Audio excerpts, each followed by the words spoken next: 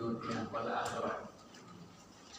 Hadirin hadirat yang berbahagia, kita masih persoalan seorang wanita, seorang istri yang sudah dicerai 3 kali atau namanya talak bain. Jadi artinya talak bain itu tidak bisa dirujuk, kecuali harus istri kita nikah dulu dengan yang lain, tapi tanpa syarat-syarat. Ya, misalnya ada orang berikan syarat, kamu nikah, tapi diminta kepada suaminya supaya tidak lama menceraikan kembali. Nah, itu pakai syarat namanya, tidak boleh. Memang dia nikah yang biasa, wajar. Kalaupun sekali dia tak mau cerai lagi, sudah tidak ada masalah. Harus seperti itu. Jadi tanpa syarat-syarat. Berdasarkan syarat ini, maka perempuannya tidak halal bagi suami pertama, terkecuali dengan syarat-syarat sebagai berikut.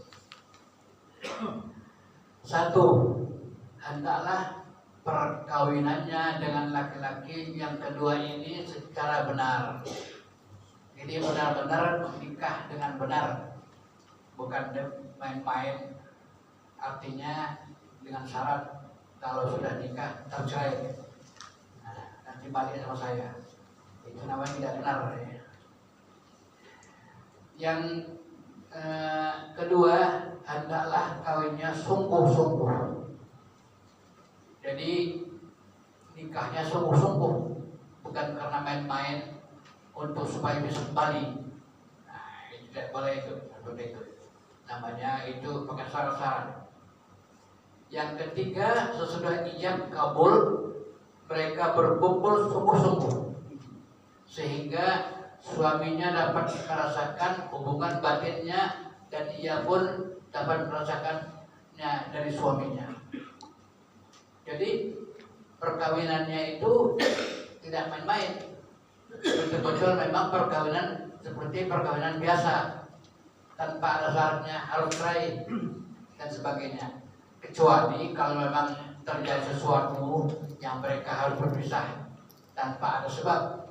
Nah, tapi kalau disebabkan, disyaratkan, itu tidak benar, tak boleh itu seperti itu. Apa hikmahnya?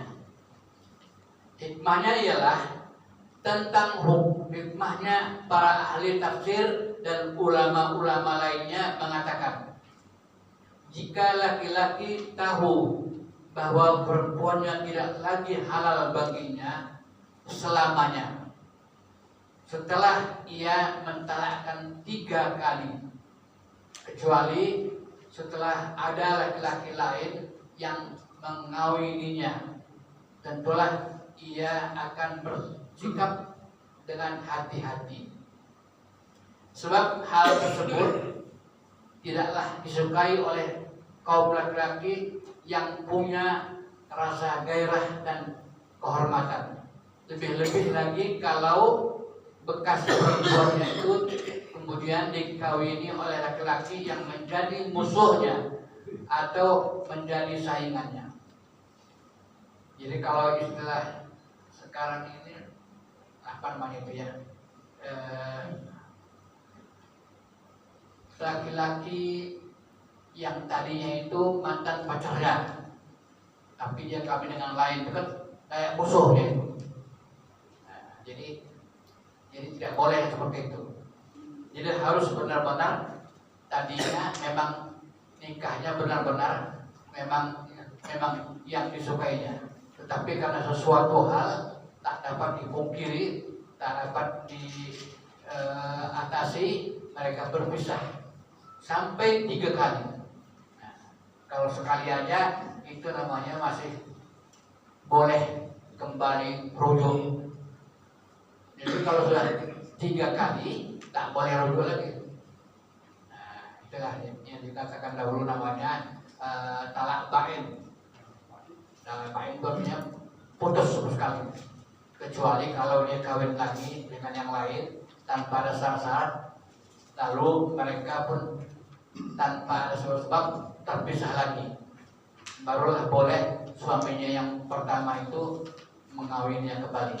Jadi bukan rujuk namanya, ya, nikah seperti biasa.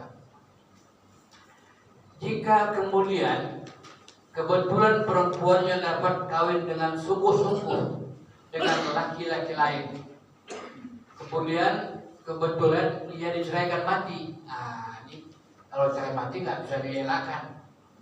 Nah kita tadi kan kalau cerai hidup, dia udah nikah lagi dengan yang laki-laki lain, bagus, tiba-tiba meninggal suaminya. Nah, kalau sudah meninggal, memang harus ada iddahnya, ya, 3 kali suci. Jadi setelah itu apa boleh buat? Namanya suaminya meninggal. Ya, tapi yang jelas dia sudah kawin lagi dan dengan sungguh-sungguh.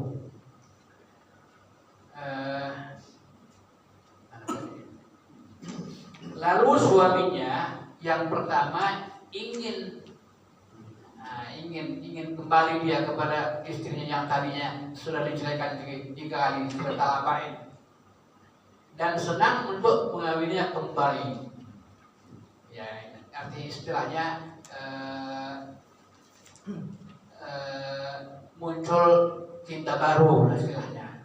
Ya, walaupun itu cinta lama, tapi kembali lagi. Nah, padahal ia sudah tahu kalau pernah digauli laki-laki lain. Jadi suami pertamanya ini tahu dia sudah pernah dinikahi oleh laki-laki lain, tapi karena cintanya kembali bersemi, dia masih mau kembali, dan perempuannya rela, sama-sama mau.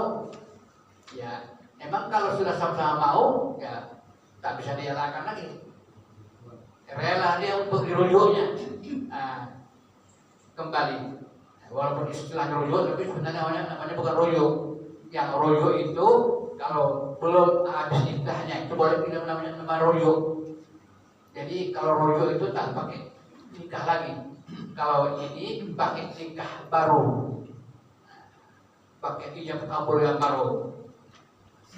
Maka harapan terhadap keduanya akan dapat menegakkan hukum-hukum Allah sangat adanya. Oleh karena itu dihalalkan bagi suaminya yang pertama untuk mengawininya kembali sudah habis iddahnya.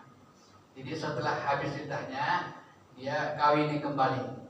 Ya, walaupun tadinya nggak boleh karena dia sudah nikah dengan yang suami laki-laki lain, kebetulan laki-lakinya itu apakah diceraikan, apakah meninggal, artinya tak ada lagi suaminya, habis iddahnya mereka kembali nikah baru. Nah itu boleh.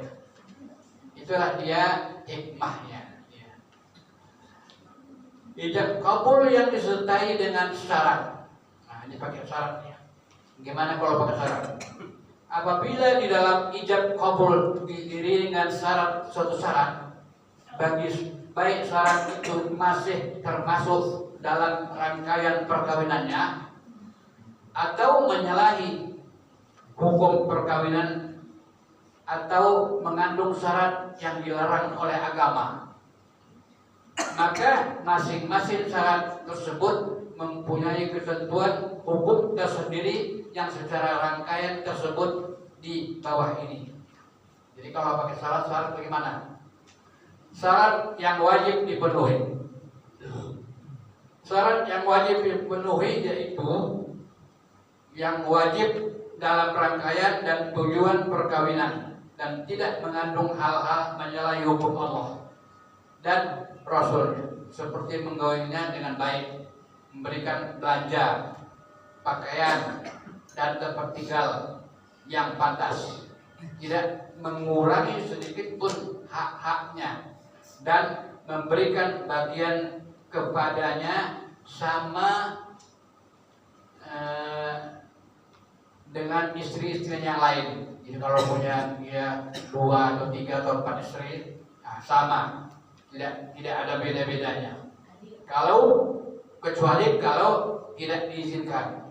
Nah, ini kalau tanpa izin. Sebab namanya kalau punya istri lebih dari satu harus izin.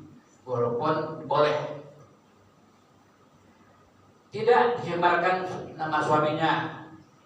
Tidak berpuasa sungguh sunnah kecuali kalau diizinkan.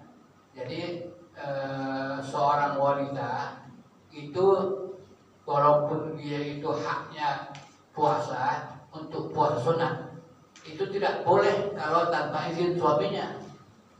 Nah, atau suaminya pun begitu juga halnya, tak boleh dia puasa tanpa izin. Jadi harus izin. Tidak menerima tamu orang lain. Nah, tamu yang bukan muhrimnya di rumah suaminya. Nah, ini yang kadang-kadang kita suka salah ini. Tanpa ada suami, ada tamu yang kita pikir biasa-biasa aja. Padahal itu tidak boleh sebenarnya. Ada tamu laki-laki yang bukan muhrim, kecuali muhrim ya. Siapa itu muhrim? Ya abangnya, ayahnya, pamannya, itu muhrim. Itu boleh.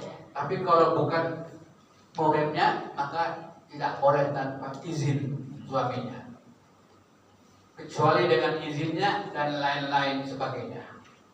Jadi oleh karena itu tidak sembarangan ya, mentang-mentang dia itu orang hebat atau orang pejabat atau yang berkuasa seenak-enaknya ya, tak bisa.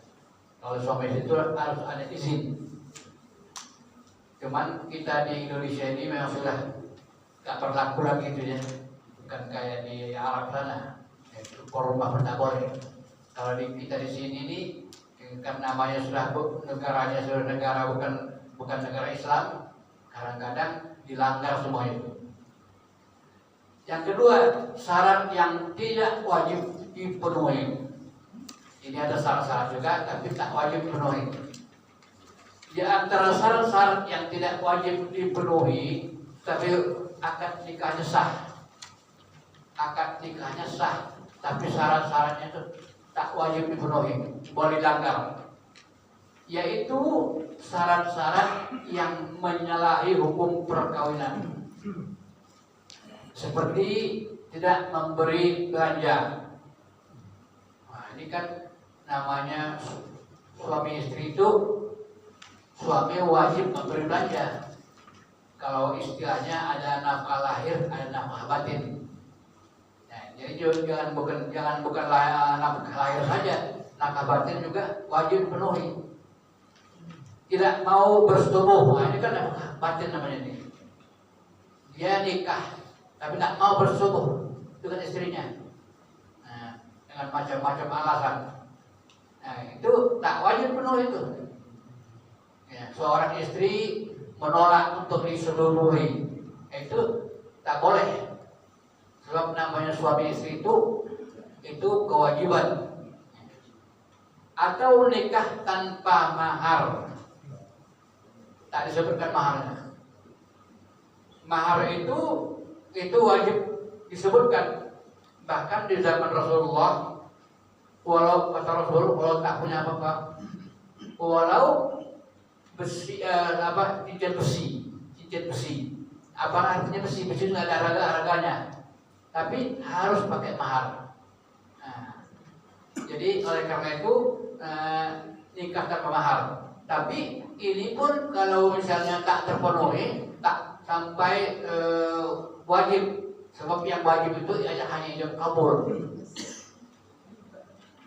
Atau memisahkan diri dari istrinya. Ya, dulu saya katakan di Badan lah ya. Ada itu istilahnya itu seseorang pergi meninggalkan istrinya beramal, atau kalau sekarang apa namanya itu pergi keluar berbulan-bulan. Ada namanya itu yang orang laki-laki keluar pergi berbulan-bulan ke negara lain atau tempat mana? ya apalah namanya istilahnya. Ada dia seperti itu, ditinggalkannya istrinya tanpa izin. Nah, jadi oleh karena itu ini pun adalah syarat yang tidak wajib penuhi. Atau istrinya yang harus memberikan nafkah. Wah, karena mantang-mantang dia orang hebat, istrinya memberikan nafkah. Wah, ini syarat yang tak wajib dipenuhi. Atau dalam sepekan hanya tinggal bersama-samanya semalam, 1 minggu 1 malam aja, yang lainnya di tempat lain, tidak ditinggal sama istrinya. Atau hanya tinggal dengan istrinya di siang hari, tidak di malam hari. Itu syaratnya. Jadi dia pakai syarat, saya hanya boleh bersama kamu hanya siang aja, malam enggak. Nah, itu syarat yang tak wajib penuhi itu. Yang seperti itu. Jadi namanya suami istri, ya harus seperti suami istri lah, tinggal. Kalaupun istrinya ada 4 istrinya, seperti di zaman Nabi, itu digilir. 1 malam di sini, 1 malam di sini, 1 malam di sini, dan harus adil. Nah, kecuali izin. Kalau misalnya dia punya istri 4, sudah digilirnya 1 malam di sini, 1 malam di sini. Tiba-tiba ada urusan yang pergi keluar. Nah, apakah dia boleh keluar itu? Harus ditanya istrinya itu, boleh nggak? Kalau boleh sama istri yang mana? Harus izin. Nah, kalau diizinkan boleh. Tapi kalau tidak, apalagi sampai hanya siang aja malam tidak. Nah, ini tak boleh. Syarat yang tidak wajib dipenuhi. Syarat-syarat ini semuanya batal dengan sendirinya. Karena syarat itu tak wajib dipenuhi.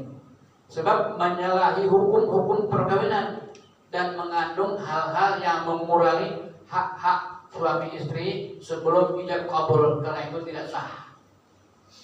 Jadi tidak wajib dipenuhi. Kalaupun ada di syarat-syaratnya, tak wajib dipenuhi. Saya boleh nikah sama kamu, tapi hanya siang hari aja, tak wajib dipenuhi. Boleh dilanggar. Karena itu menyalahi perkawinan, hukum perkawinan. Atau yang lain-lain tadi, istrinya yang menafkahinya atau tanpa mahar, tidak mau bersetubuh, itu semua boleh ditolak. Adapun akadnya sendiri, waktu akad saya terima nikah